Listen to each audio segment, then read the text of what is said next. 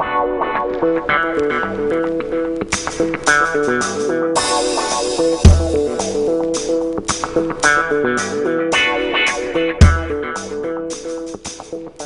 la restauration rapide, actuellement, il y a un véritable boom, un boom de l'ouverture complète de la restauration rapide à tous les métiers.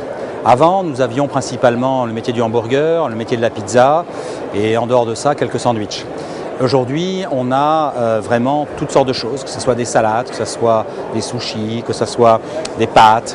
Cette diversification, à notre avis, c'était une demande du consommateur, car nous étions, je pense, à la fin d'un cycle entre guillemets burger-sandwich qui a animé pendant 30 ans le marché de la restauration rapide en France. Et depuis les années 2000, voire fin 90, on a senti que le consommateur avait besoin d'alternatives. Moi j'ai toujours pensé que le marché de la restauration rapide allait exploser, donc il y a 20 ans, donc je pense que à peu près raison.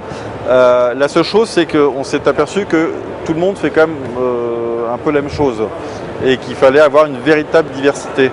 C'est-à-dire que si c'est pour être une énième chaîne de sandwich classique, ça n'a pas d'intérêt. Le marché de la restauration rapide, si on lit la presse, si on lit les statistiques, est en pleine croissance. Donc c'est un marché qui évolue beaucoup. Maintenant, il faut savoir que le nombre d'opérateurs sur ce marché-là a énormément évolué. Des enseignes, ils s'en créent tous les mois. Donc la concurrence est devenue féroce, bien plus féroce qu'il y a 10 ans. Les gens parlent de plus en plus de la restauration rapide, de la sandwicherie, des concepts de restauration.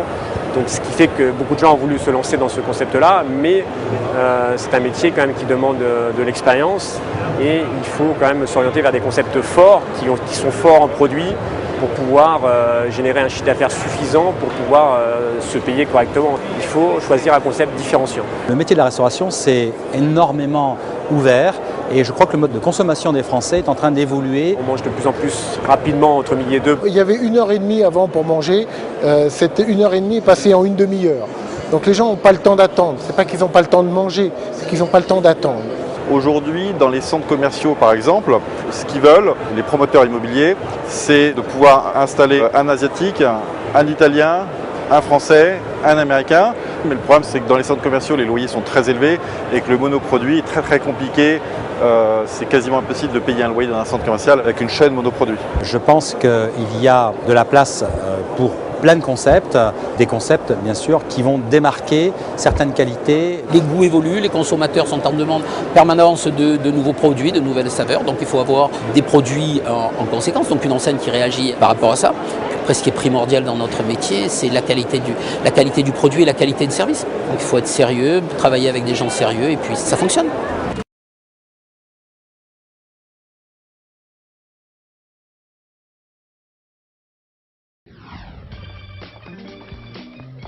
Pizza, messieurs, dames. Pizza extra large, soda à volonté. Pour Christian, c'est comme ça tous les jours. À 22 ans, il est accro à ce que certains appellent la malbouffe. Et il n'est pas le seul. Chaque jour, les Français mangent 8 millions de pizzas, 2 millions de sandwichs et 1 million de hamburgers.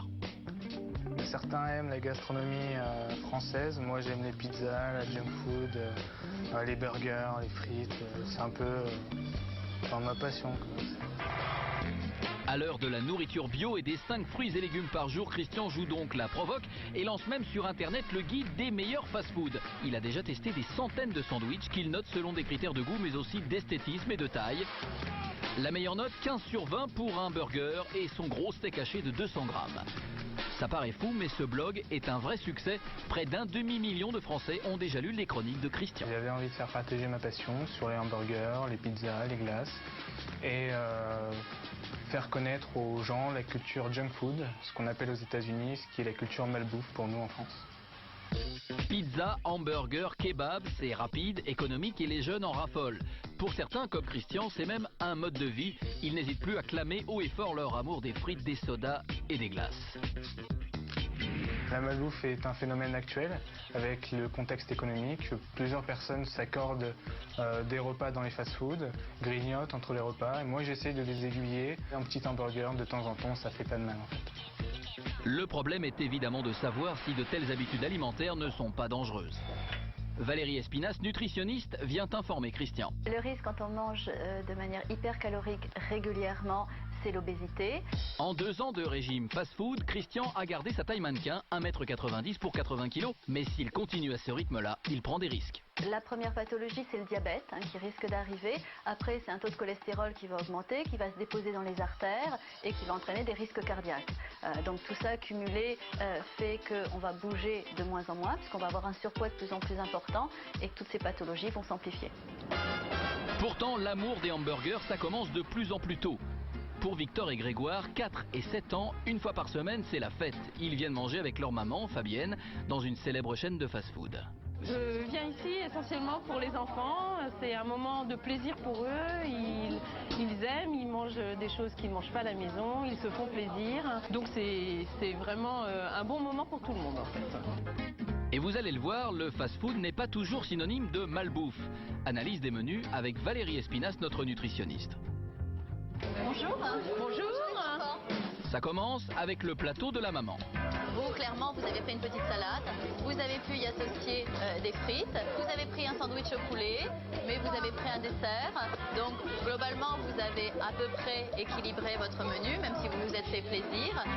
Le plateau de Fabienne est équilibré, mais un peu calorique. L'idée, c'est d'équilibrer les apports caloriques sur la journée. Donc, ce soir, vous mangerez une soupe avec un fruit, une soupe avec un laitage, et vous aurez équilibré vos apports caloriques globaux sur la journée. Entre 4 et 6 ans, un enfant acquiert 90% de ses habitudes alimentaires. Alors pour redorer leur image, les fast-foods concoctent aujourd'hui des menus plus équilibrés. Mais le sont-ils vraiment? Pour le savoir, nous avons comparé un menu fast-food et un menu fait maison, mitonné par maman. D'un côté, le menu enfant avec 5 tomates cerises, 2 filets de poulet pané, une petite frite, un soda et une compote. De l'autre, le menu de maman avec 50 g de carottes râpées plus 10 g de vinaigrette, un steak haché accompagné de 150 g de riz blanc, 100 g de compote de pommes et un petit verre de limonade. Alors, à votre avis, lequel des deux menus est le plus calorique? J'aurais tendance à vous dire que celui-ci est plus calorique que celui-ci. Effectivement, c'est l'idée reçue que l'on peut avoir, le menu fast-food plus calorique. Mais non, ces deux menus sont au niveau calorique équivalent. Vous avez bien entendu, le menu maison est aussi calorique que le menu fast-food. Environ 600 calories chacun, mais ce n'est pas tout. Et ce qui est surtout très intéressant, c'est de voir qu'au niveau nutritionnel, ils sont totalement équilibrés de la même manière. On va avoir 20% de protéines, 50% de glucides et 30% de lipides dans les deux cas. Conclusion, au fast-food, en faisant les bons choix, on peut faire plaisir à ses enfants en respectant leur équilibre alimentaire. Je dirais qu'aujourd'hui ça a tendance à me déculpabiliser et de pouvoir les emmener manger au fast-food, de passer un bon moment sans me stresser pour ce qu'ils mangent en fait. Donc c'est plutôt une bonne nouvelle. Ensuite, tout est question de fréquence. La fréquence idéale en famille, c'est une fois toutes les 3 semaines au fast-food. Alors que ce soit au restaurant ou à la maison, évitez le gras, le sel et le sucre en trop grande quantité. Et si vous aimez les sauces, prenez plutôt du ketchup, 3 fois moins calorique que la mayonnaise. À la place des frites, prenez plutôt une salade. Et si vous craquez le midi, pas de panique, il suffira de manger plus léger le soir. Tout est décidément question d'équilibre.